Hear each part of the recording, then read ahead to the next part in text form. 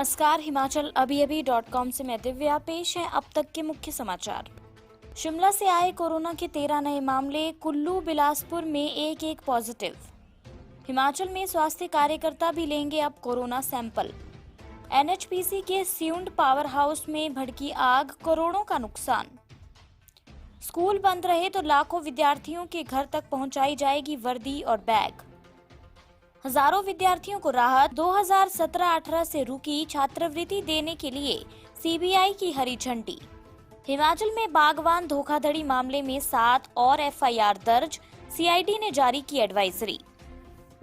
राहुल गांधी बोले, देश को बर्बाद कर रहे हैं मोदी, जल्द टूटेगा भ्रम। राफेल पर बोले पूर्व वायुसेना प्रमुख धनोआ, सौदे का इसलिए किया बचाव ताकि ये बोफोर्स ना बन जाए। देश में पिछले 24 घंटे में रिकॉर्ड 52,123 नए मामले सामने आए, 775 लोगों की मौत। अब समाचार विस्तार से।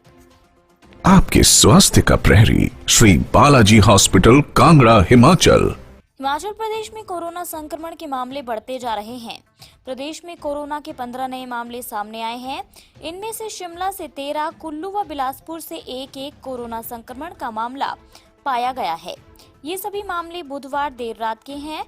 राजधानी शिमला के जाखू में कोरोना पॉजिटिव आई मां और बेटी के संपर्क में आने के बाद अब बेटा, बहू और पोती भी संक्रमित हो गए हैं। इनके घर की नौकरानी को होम क्वारंटाइन किया गया है। इसके अलावा ठियोग में सेब के 2 ठेकेदार जो इंस्टीट्यूशनल क्वारंटाइन थे, पॉजिटिव पाए गए हैं। एक कॉन्टैक्ट केस टूटू व छोटा शिमला से है। जिला शिमला के टिक्कर में भी 5 मजदूर संक्रमित पाए गए हैं। इसके अलावा 25 जुलाई को श्रीनगर से लौटा निरमंड का रहने वाला एसएसबी का जवान कोरोना पॉजिटिव पाया गया है। उक्त जवान होम क्वारंटाइन में था। बिलासपुर जिले में जम्मू कश्मीर से लौटा झंडुता का रहने वाला व्यक्ति कोरोना पॉजिटिव पाया गया है।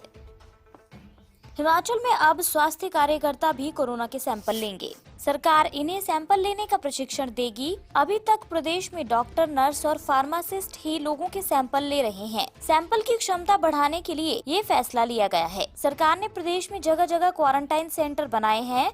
कई लोग होम क्वारंटाइन भी हैं। अगर क्वारंटाइन सेंटर या घरों में लोगों की तबीयत खराब होती है तो नजदीकी स्वास्थ्य केंद्र से कार्यकर्ताओं को सैंपल लेने के लिए मौके पर भेजा जाएगा। सरकार इन स्वास्थ्य कार्यकर्ताओं को पीपीई किट उपलब्ध करवाएगी। अतिरिक्त मुख्य सचिव आरडी धीमान ने कहा कि स्वास्थ्य कार्यकर्ताओं को कोरोना सैंपल लेने का प्रशिक्षण दिया जाना है। सरकार की योजना के मुताबिक जिलों में ज्यादा से ज्यादा सैंपल लिए जाने हैं। सरकार की ओर से कोरोना सैंपल की जांच के लिए अतिरिक्त मशीनें स्थापित की जा रही हैं।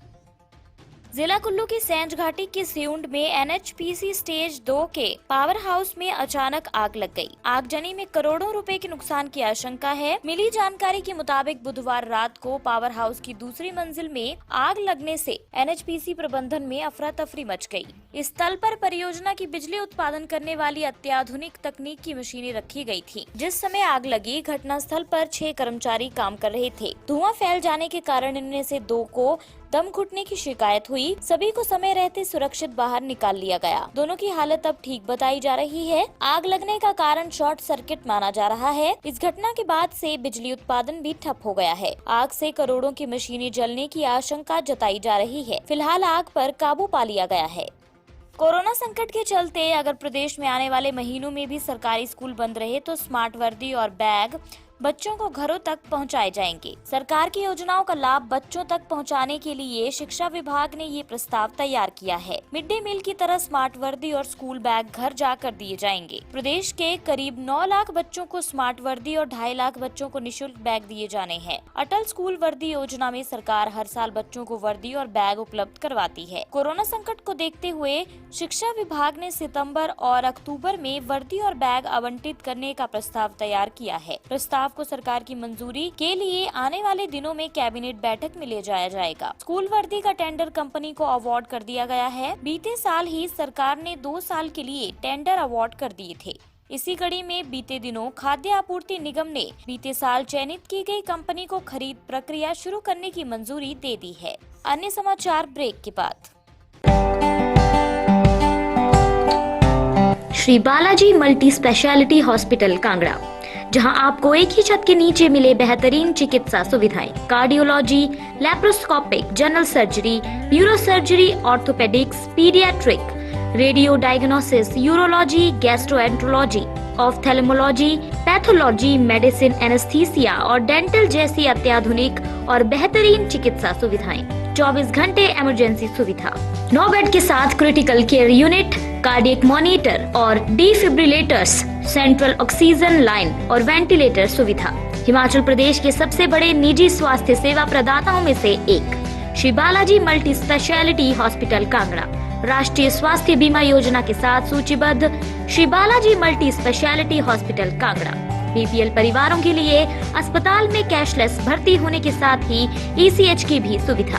हमारा पता Shri Balaji multi speciality hospital, Balaji Vihar, Ujjain, Kangra. संपर्क करें 9218411108 पर। Shri Balaji multi speciality hospital Kangra.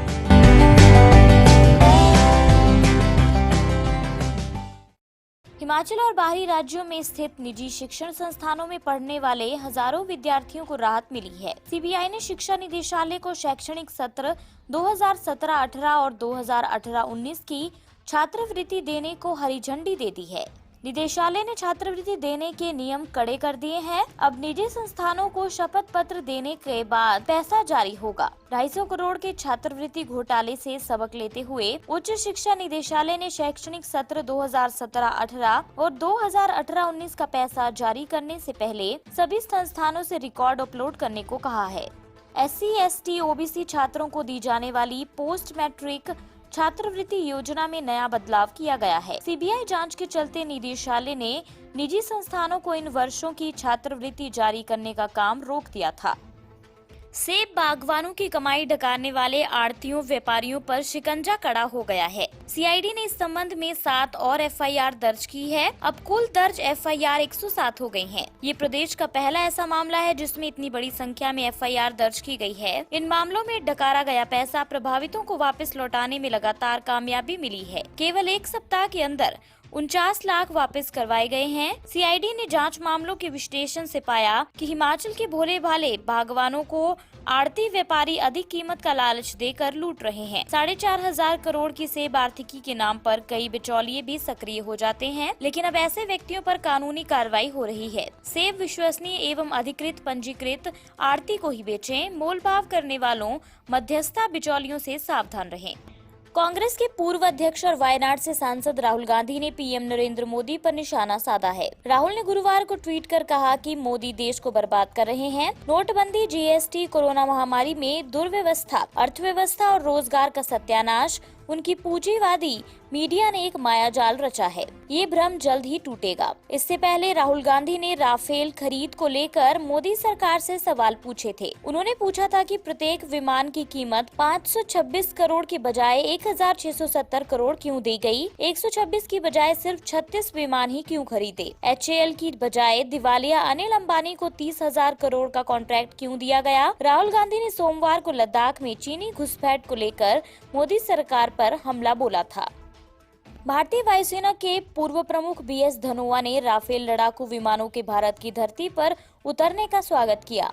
साथ ही उन्होंने कहा कि राजनीतिक विवाद के बावजूद इसके खरीद के सौदे का बचाव इसलिए किया था कि वे नहीं चाहते थे कि इसका हाल भी बोफोर्स जैसा हो। 1980 के दशक में बोफोर्स तोप खरीदने के लिए कथित रूप से रिश्वत दी गई थी और इसके बाद राजनीतिक असर के चलते रक्षा खरीद पर काफी प्रभाव पड़ा और नौकरशाह सैन्य खरीद पर निर्णय लेते हुए आशंकित रहते थे। एयर चीफ मार्शल सेवानिवृत्त धनोआ ने कहा कि मैंने सौदे का बचाव इसलिए किया था कि मैं नहीं चाहता था कि ये बोफोर्स के रास्ते पर जाए। हम रक्षा खरीद प्रक्रिया के राजनीतिकरण के खिलाफ थे। ये वायुसेना की क्षमता का सवाल था। एनडीए सरकार ने 23 सितंबर 2016 को फ्रांस की एरोस्पेस कंपनी दसा एविएशन के साथ 36 लड़ाकू विमान खरीदने के लिए 59,000 करोड़ रुपए का सौदा किया था। इसके करीब 4 साल बाद भारत को बुधवार को 5 राफेल लड़ाकू विमान मिले। केंद्रीय स्वास्थ्य एवं परिवार कल्याण मंत्रालय की ओर से जारी आंकड़ों के मुताबिक पिछले 24 घंटे में 52,123 नए मामले सामने आए हैं और 775 लोगों की मौत हुई है। इसके बाद देश भर में कोरोना पॉजिटिव मामलों की कुल संख्या 15,83,792 हो गई है, जिनमें से 5,28,242 सक्रिय मामले हैं। 10,20,582 लोग ठीक हो चुके हैं या उन्हें अस्पताल से छुट्टी दे दी गई है और अब तक 34,968 लोगों की मौत हो चुकी है। उड़ीसा में 29 जुलाई को कोरोना पॉजिटिव के 1,203 नए मामले दर्ज किए गए हैं। इसके बाद राज्य में कुल मामलों की संख्या 30,378 हो गई है। इनमें से 11,235 सक्रिय मामले हैं और 18,938 लोग संक्रमण मुक्त हो चुके हैं। हैदराबाद सिटी पुलिस के कमिश्नर अंजनी कुमार ने बताया कि 38 महिला पुलिस अधिकारी कोरोना वायरस को हराकर वापस आज ड्यूटी में शामिल हुई। इसी के साथ ये बुलेटिन यही समाप्त होता है। अगला रेडियो बुलेटिन सुनिए शाम 7:30 बजे। तब तक के लिए नमस्कार। आपके स्वास्थ्य का प्रहरी श्री बालाजी हॉस्पिटल, कांगड़ा, हिमाचल।